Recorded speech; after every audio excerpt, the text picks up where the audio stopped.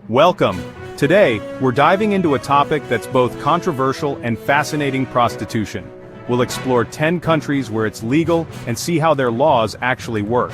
Legal doesn't mean the same thing everywhere. Regulations range from full decriminalization to labyrinthine rules. This is just a snapshot. Laws change, so always check the latest info. Let's get started. Let's journey across the globe, starting with New Zealand, a nation celebrated for its fierce rugby teams and, perhaps less known, a remarkably progressive approach to sex work. This small island nation has carved out a unique path.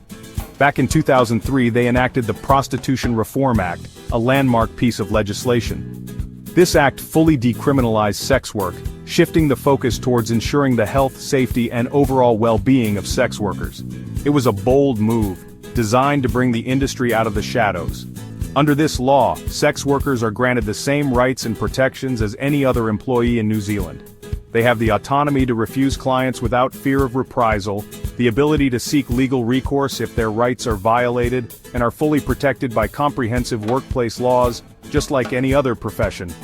Brothels operate under a regulated framework, much like any other business, with stringent health and safety standards rigorously enforced. Research and studies consistently demonstrate that the majority of sex workers report feeling significantly safer and more empowered in their working conditions since the implementation of this groundbreaking law.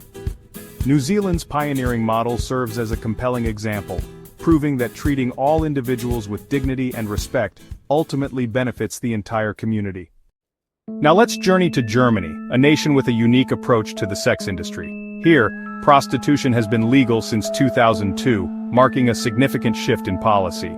However, this legalization comes with a comprehensive framework of strict rules and regulations designed to manage and oversee the industry. A cornerstone of this regulatory approach is the 2017 Prostitutes Protection Act. This act mandates that sex workers must register with the authorities, ensuring a level of accountability and oversight. Furthermore, they are required to attend regular health consultations, promoting their well-being and addressing potential health concerns. As part of the process, sex workers also receive comprehensive information on their rights, empowering them to navigate the legal landscape and protect themselves from exploitation. In addition to individual requirements, brothels are also subject to strict regulations, needing to obtain permits to operate legally. These establishments face regular inspections to ensure they meet stringent standards for hygiene and safety, safeguarding the health and well-being of both workers and clients. Due to the legal framework, large-scale mega-brothels are a common sight in Germany. This has led to a highly commercialized industry, where the business aspects are as prominent as the services offered. The industry is fully integrated into the German economy and is therefore taxed, contributing to state revenue. However, critics argue that the extensive bureaucracy involved can deter some workers from registering, creating a potential barrier to entry. This, in turn, leaves a segment of the sex worker population unprotected by the very laws intended to safeguard them. Despite these concerns, the system does generate significant tax revenue for the government. Yet, the legalization and regulation, while aiming to improve conditions, haven't completely eliminated the risk of exploitation within the industry.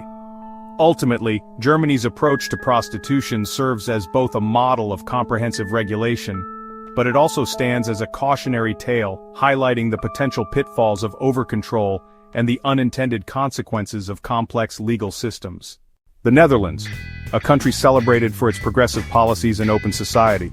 When you think of Amsterdam, you might immediately think of its iconic red light district, a place known for its open approach to sex work. But what many don't realize is that the Netherlands has regulated sex work since the year 2000, bringing it under the purview of the law. Brothels and even individual window prostitution businesses are required to obtain municipal licenses, ensuring they meet certain standards. This system gives cities a significant amount of control over where these businesses can operate and the standards they must adhere to, promoting responsible urban planning. Furthermore, sex workers are required to register as independent contractors, just like any other self-employed professional in the country. This means they are obligated to declare their income and pay taxes, contributing to the national economy. Visibility is not just a cultural aspect, it's seen as a crucial safety feature, deterring potential exploitation.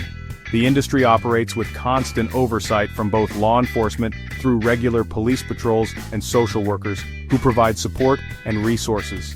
However, despite these regulations, serious concerns persist, particularly regarding human trafficking and exploitation within the industry.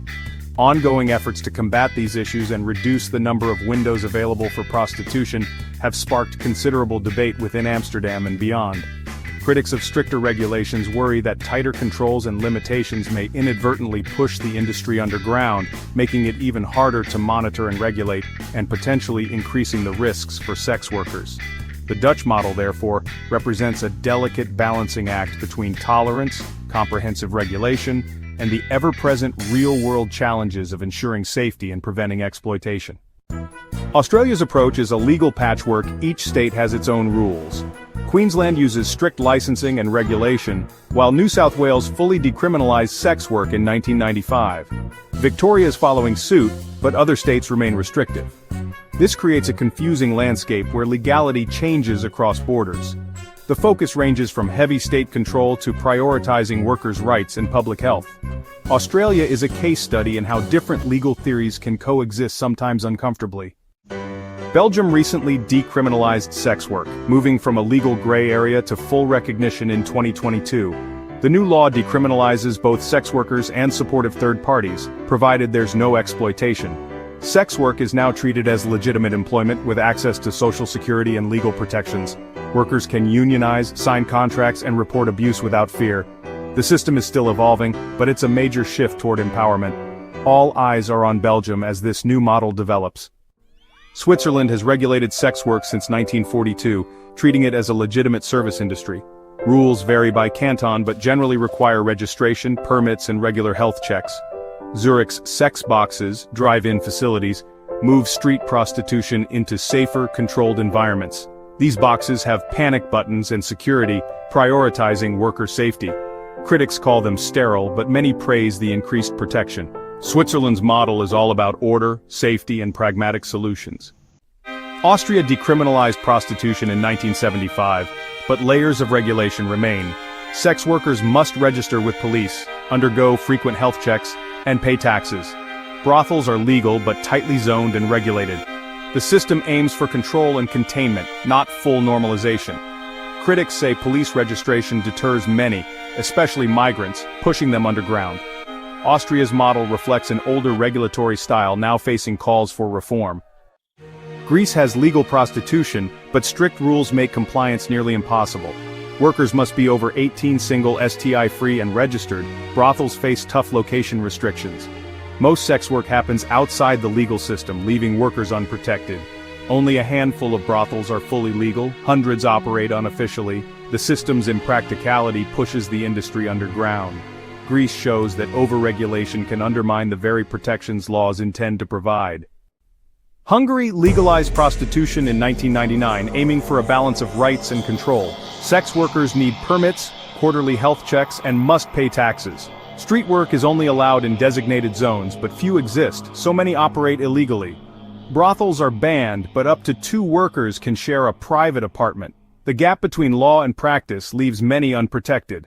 Hungary's system is legal on paper, but confusing and risky in reality. In Ecuador, prostitution is legal for adults, but pimping and trafficking are strictly banned. Sex workers often register with health authorities and carry health cards. Legal brothels operate in designated zones and face regular inspections. The focus is on public health and safety, not moral judgment. Much sex work still happens outside the regulated sector, leaving some workers vulnerable. Ecuador's system highlights the challenge of making laws effective and accessible for all. That's our tour of 10 countries and their wildly different approaches to sex work. There's no universal solution. Each system reflects its own culture and priorities. Laws and enforcement change, so always check the latest info if this affects you. We've only scratched the surface. Let us know your questions in the comments. Thanks for watching. Like and subscribe for more deep dives. Until next time.